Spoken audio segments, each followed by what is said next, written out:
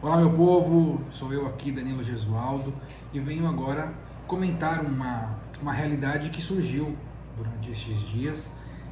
Na verdade já vem surgindo há algum tempo, a realidade sobre a comunhão nas mãos ou na boca, de joelho ou em pé.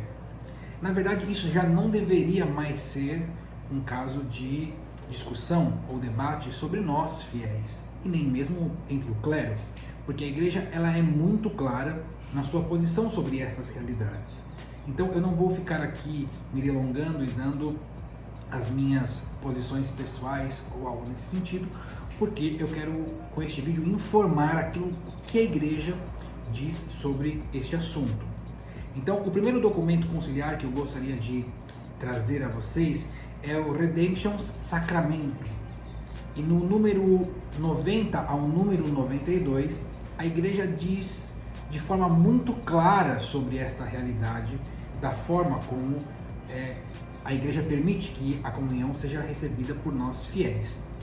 No número 90, a igreja diz assim, o documento: os fiéis comunguem de joelhos ou em pé, de acordo com o que estabelece a Conferência de Bispos, com a confirmação da Sé Apostólica.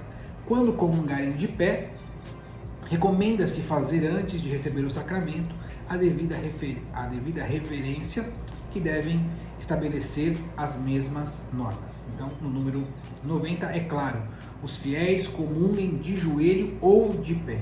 É uma livre decisão do fiel a comunhão de pé ou de joelho. No número 91, na distribuição da Sagrada Comunhão, se deve recordar que os ministros sagrados não podem negar os sacramentos a quem os pedem de modo oportuno. Por conseguinte, qualquer batizado católico a quem o direito não o proíba deve ser admitido à Sagrada Comunhão. Que o direito não proíba aqui alguém esteja em suspensão de excomunhão ou alguma pena canônica nesse sentido. Assim, pois, não é lícito negar a Sagrada Comunhão a um fiel. Não é lícito negar a Sagrada Comunhão a um fiel, por exemplo, só pelo fato de querer receber a Eucaristia ajoelhado ou de pé. Aqui já esclarece muitas coisas, até mesmo dos acontecidos desses últimos dias. Repito, para reforçar, não é lícito negar a Sagrada Comunhão a um fiel, por exemplo, só pelo fato de querer receber a Eucaristia ajoelhado ou de pé. O número 92 agora diz assim: todo fiel tem sempre o direito a escolher se deseja receber a Sagrada Comunhão na boca ou se o que vai comungar quer receber na mão o sacramento. Mais uma vez, o documento ele é claro, é um direito. Todo fiel tem sempre o direito de escolher se ele quer receber nas tuas mãos ou ele quer receber diretamente na boca. Ele tem o direito de receber ajoelhado ou de pé. E aqui o número 92 faz ainda uma observação, um adendo que é bem conveniente. Ele diz: se existe perigo de profanação, não se distribua aos fiéis a comunhão na mão. Então, em lugares onde existe uma massa muito grande de pessoas, onde existe o risco na qual o celebrante, né, quem vai distribuir, os ministros sagrados que vão distribuir a comunhão, caso eles percebam que aquele ambiente pode ocorrer algum tipo de profanação, então é preferível que não se distribua ali a comunhão na mão, porque você garante que você colocou a Eucaristia, Jesus, na boca do fiel e ele vai ali consumir a Eucaristia. Então este é um ponto importante. O Instrução Geral do Missal Romano, no número 160, ele também faz uma referência a esta realidade. Diz assim: não é permitido que os próprios fiéis tomem por si mesmos o pão consagrado nem o cálice sagrado, e menos ainda que o passem entre si de mão em mão. Os fiéis comungam de joelhos ou de pé. Instrução geral do Missal Romano, na qual todo sacerdote, o bispo, os tem em mãos quando vai celebrar a Santa Eucaristia. Os fiéis comungam de joelhos ou de pé. segundo a determinação da Conferência Episcopal. Quando comungam de pé, recomenda-se que antes de receberem o sacramento, façam a devida reverência estabelecida pelas normas. No número... Tem mais um número aqui que eu coloquei. Isso aqui eu estou lendo do meu artigo, do blog Livres de Todo Mal, na qual eu coloquei um artigo completo sobre esta realidade. Depois você pode acessar diretamente o artigo. Existe uma outra nota que ela vem da Quinta Catequese Mistagógica de Jerusalém. Ali São João Crisóstomos e tem algumas referências. E esta nota diz assim: a comunhão na mão deve manifestar, tanto quanto a comunhão recebida na boca, o respeito com a real presença de Cristo na Eucaristia. Por isso será preciso insistir, como faziam os padres da Igreja, sobre a nobreza do gesto dos fiéis. Então é uma nota aqui bem antiga, na qual ela reforça aquilo que a Igreja sempre diz. A comunhão na mão deve se manifestar tanto quanto a comunhão recebida na boca, o respeito para com a nobreza de Jesus na Eucaristia. Mais um ponto que reforça a liberdade do fiel de receber a Eucaristia nas mãos ou diretamente na boca. Aqui a Congregação para o Culto Divino, de 1973, também faz uma observação e diz assim: portanto, com relação a este modo de comungar em particular, deve-se dar cuidadosa atenção a algumas coisas que a própria experiência aconselha. Todas as vezes que a sagrada espécie for colocada sobre a mão do comungante, deve-se ter sempre atenção e cuidado, tanto da parte do ministro quanto do fiel, sobretudo quanto aos fragmentos que porventura caírem da hóstia.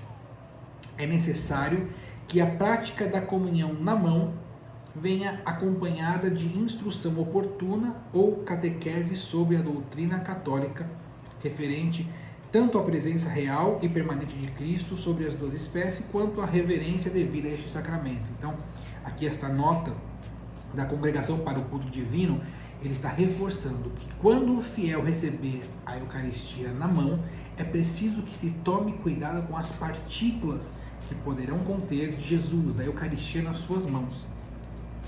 Aqui há um outro documento que ele é o Diretório Litúrgico, publicado pela CNBB, na qual ele também faz referência a todos os passos da liturgia, inclusive ele coloca a questão da comunhão.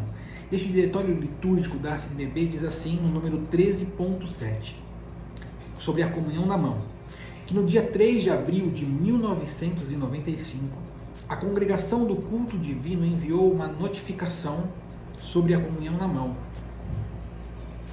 E diz assim, número 1, a comunhão na mão deve se manifestar tanto como com a comunhão na boca, o respeito pela presença real de Cristo na Eucaristia. A comunhão na mão, tanto quanto na boca, deve manifestar este respeito pela presença real de Jesus na Eucaristia. O número 2 ele faz um adendo. Número 3, ele diz assim no documento: o fiel que receber a comunhão leve-a à boca, ficando com o rosto voltado para o altar, antes de regressar ao seu lugar. Então, nós não podemos receber Jesus quando recebemos tanto isso na boca quanto na mão, né? Sair de qualquer modo, né? Principalmente quando nós recebemos a mão, nós precisamos comungar em frente ao ministro. E aqui o que este documento pede é que o fiel, ao receber a comunhão levando a boca, né? Quando você recebe ela na mão, leve ela à boca na frente do ministro, em direção ao altar, para que depois você retorne ao seu lugar. Tem mais uma instrução a 4, 5 e 6, mas eu quero reforçar a nota de número 7 deste documento do Diretório Litúrgico da CNBB, porque ele é muito claro. O número 7 diz assim: jamais se obrigará algum fiel a adotar a prática da comunhão na mão. Jamais se obrigará algum fiel a adotar a prática da comunhão na mão. Deixar-se-á a liberdade de receber a comunhão na mão ou na boca, em pé ou de joelhos. Está claríssima esta nota do Diretório Litúrgico da CNBB, é uma escolha do fiel e jamais, como diria o Padre Jonas Abib, jamais se obrigará o fiel a adotar a prática da comunhão na mão.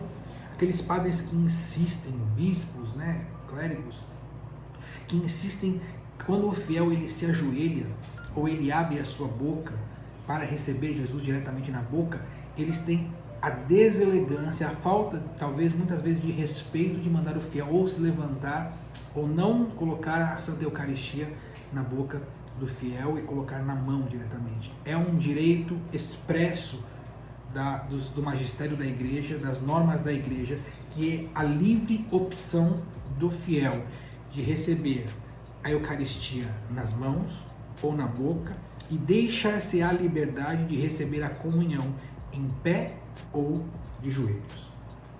Não temos muito mais o que falar sobre esta realidade. Quero fazer uma última nota aqui, que veio da Congregação para o Culto Divino no ano de 1999 e ela fecha como a cereja do bolo de toda esta realidade. Ela diz assim, reafirmando a notificação do Diretório Litúrgico da CNBB. Diz assim este documento, esta nota de abril de 1999 da Congregação para o Culto Divino. Dos documentos da Santa Sé, depreende-se claramente que nas dioceses em que o pão eucarístico é depositado nas mãos dos fiéis, a estes fica absolutamente garantido o direito de o receber sobre a língua. Aqueles que obrigam os comungantes a receber a Santa Comunhão unicamente nas mãos, como também aqueles que recusam aos fiéis a comunhão nas mãos, nas dioceses que utilizam tal indulto, procedem contrariamente às normas estabelecidas. Vejam só, eu vou repetir este trecho. Aqueles que obrigam os comungantes a receber a Santa Comunhão unicamente nas mãos, como também aqueles que recusam aos fiéis a comunhão nas mãos, nas dioceses, que utilizam tal indulto, procedem contrariamente às normas estabelecidas. Estão fora das normas, estão fora da graça. Segundo as normas referentes à distribuição da Santa Comunhão, estejam os ministros ordinários e extraordinários particularmente atentos a que os fiéis consumam imediatamente a partícula consagrada, de modo que ninguém se afaste com as espécies eucarísticas nas mãos. Em todo caso, é para desejar que todos tenham presente que a tradição secular consiste em receber a comunhão sobre a língua. Fechando esta nota, ele sublinha, destaca o documento esta realidade. Em todo caso, é para desejar que todos tenham presente que a tradição secular consiste em receber a comunhão sobre a língua. O sacerdote celebrante, caso exista perigo de sacrilégio, não dê a comunhão nas mãos dos fiéis e exponha-lhes a razão por que assim procede. O documento é claro, as normas da igreja, do magistério é claro. A última recomendação que faz a Congregação para o Culto Divino é relembrar a todos nós que, independente da posição das mãos ou da língua na boca, ele afirma neste último parágrafo que todos tenham presente que a tradição secular consiste em receber a comunhão sobre a língua. É isto que a nota da congregação diz, é isto que a igreja diz, é isso que todos nós deveríamos seguir. Não é necessário discussões se A ou B está certo ou estão errados, basta seguir aquilo que a igreja nos ensina. Sigamos confiantes, sabendo que, se nós estivermos no caminho daquilo que a Santa Igreja nos ensina, a salvação para nós é correta. Deus abençoe você.